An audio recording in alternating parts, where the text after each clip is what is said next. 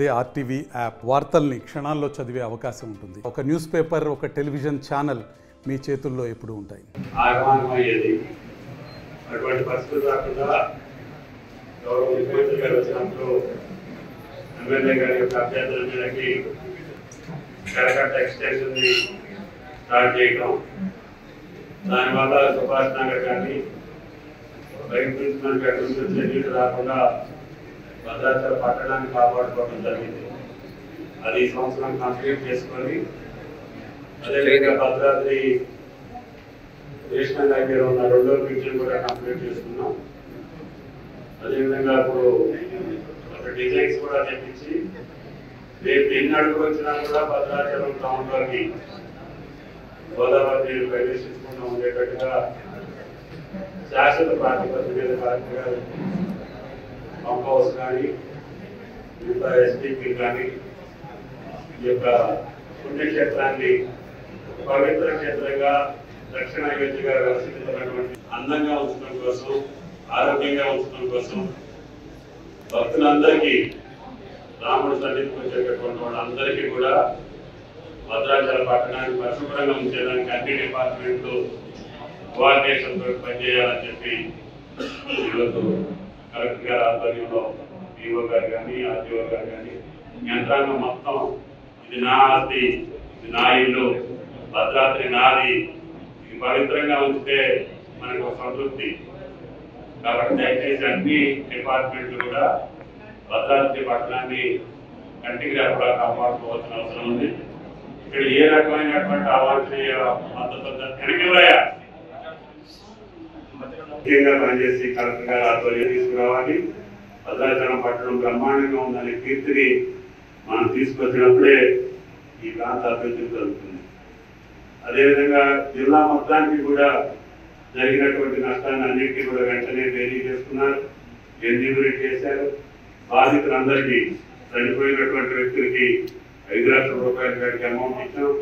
పడిపోయినటువంటి 2000 ఇళ్ళన్నింటికి నీళ్ళు ఏదైతే పట్టియో అటన్నిటికీ కూడా కలెక్టర్ గారు వెంటనే వాళ్ళ అకౌంట్ లో 16,500 రూపాయలు అమౌంట్ వేశారు.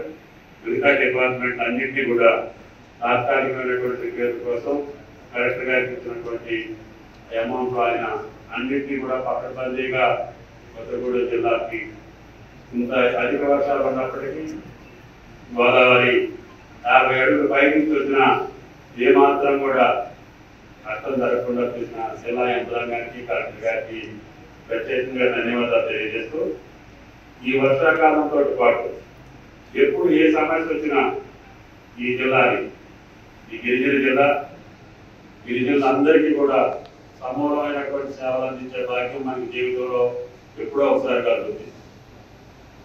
ఈ అధికార పరంగా అధికార యంత్రాంగంతో పాటు రాజకీయ నాయకులు కూడా అప్పుడప్పుడు రాముడు గర్ణించినప్పుడు అలా అవకాశాలు వస్తాయి.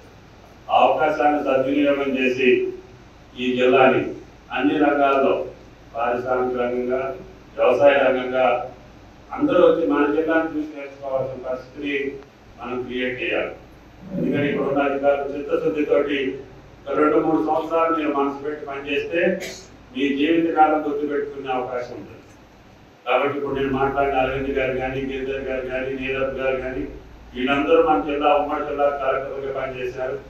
కొంతమంది చీఫ్ సెక్రటరీ ఉన్నారు, కొంతమంది కేంద్రంలో ఉన్నత స్థానంలో ఉన్నారు. అయినా కానీ నన్ను అప్పుడప్పుడు అడుగుతుంటారు, సార్ మన భద్రాద్రి ఎట్లుంది ఏంటి అని. అంటే వాళ్ళకి ఆ 2-3 సంవత్సరాలు పనిచేసిన కాలంలో ఈ యొక్క జిల్లా మీద ఉన్నటువంటి అనుబంధం, ఈ ప్రాంతం మీద అనుబంధం ఎప్పుడు కూడా అరవింద్ గారికి పనిచేస్తుంది మన జిల్లాగా సార్, నేను తప్పకుండా వెంటనే పనిచేస్తానని చెప్తున్నాను. అందుకని మీరు కొత్తగూడెం, భద్రాద్రి అని చెప్పి ఏ అధికారిని అడిగినా కూడా కష్టపడే కలెక్టర్ గారు వచ్చారు, మీరు పనిచేయించుకోవాల్సినటువంటి అవసరం అన్ని డిపార్ట్మెంట్ అధికారులతో పాటు ఇక్కడ ఉన్నటువంటి ప్రజాప్రతినిధులకి, ప్రజలు కూడా మంచి కర్మం తెలియనటువంటి ప్రజానీకు ఈ జిల్లాలో వస్తుంది. చెట్టు చేమలతో, కొండ కోణంతో బతికేటటువంటి ఆ గిరిజనుల యొక్క జీవితాలకి మనం విద్యాపరంగా, వైద్యపరంగా, మౌలిక వసతుల పరంగా వాళ్ళకి అవకాశాలు కల్పించడం, వాళ్ళ వృత్తిలో వాళ్ళకి అవకాశాలు కల్పించడం, ముఖ్యంగా వ్యవసాయ జిల్లా కాబట్టి వాళ్ళకి ఎక్కువ రకంగా ఆదాయం వచ్చేటటువంటి కార్యక్రమాలు కలెక్టర్ గారు దాని రూపకల్పన చేస్తున్నారు. తప్పకుండా పోడు వ్యవసాయం చేసినటువంటి భూములు దక్కినటువంటి ప్రతి గిరిజనుడికి కూడా అధిక ఆదాయం వచ్చేటటువంటి పంటలకి ఆయన గారు ఒక ప్రణాళికాబద్ధమైనటువంటి కార్యక్రమం తీసుకుంటున్నారు. కాబట్టి గిరిజనులందరూ ఆ యొక్క కలెక్టర్ గారి ఆదేశానుసారం ఆయన ఆలోచనలకు అనుగుణంగా మీరు ఆ ప్రాంతంలో ఏ పంట వేస్తే మీ జీవితాలు బాగుపడతాయో శాశ్వతంగా అవి చూసుకుంటూనే మీ పిల్లలందరినీ కూడా బడికి పంపించడం, మీ ఆరోగ్యాన్ని కాపాడుకునేదానికి ఈ జిల్లాలో. కాబట్టి మనకి ఈ కాలంలో ఎప్పుడు కూడా విష జ్వరాలని ఆ జ్వరాలని ఎక్కువ మంది ప్రాణాలు కోల్పోయే పరిస్థితి మనకి గోదావరి పరివాహక ప్రాంతంలో ఎక్కువ ఉంటుంది. గతంలో అయితే 100 మంది చనిపోయేవాడు ఈ కాలంలో. అటువంటిది మనం తీసుకున్నటువంటి ముందు జాగ్రత్తల వల్ల, హెల్త్ డిపార్ట్మెంట్ కలెక్టర్ గారి యొక్క ముందు చూపు వల్ల అటువంటివి కూడా మనకి కంట్రోల్లోకి వచ్చినాయి. కాబట్టి దయచేసి ప్రజలు సహకరించాలి, ప్రజాప్రతినిధులు సహకరించాలి.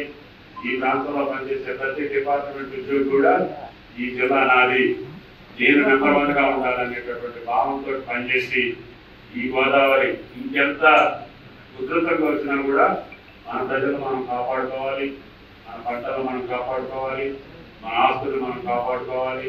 ప్రభుత్వానికి మంచి పేరు తీసుకొచ్చేటటువంటి మీ అందరికీ కూడా ప్రత్యేక ధన్యవాదాలు తెలియజేస్తూ కలెక్టర్ గారికి, జిల్లాధికారులకి మీరు ఏ ప్రపోజల్ పంపించినా నాకు అవకాశం ఉన్న మేరకి ముఖ్యమంత్రి గారితో సంబంధించి ఎమ్మెల్యే గారి సహకారంతో, ఇక్కడ ప్రజాప్రతినిధుల సహకారంతో తప్పకుండా వాటిని శాంక్షన్ చేసే బాధ్యత నాది అని చెప్పి మీకు ఈ సందర్భంగా మనం చేస్తుంది.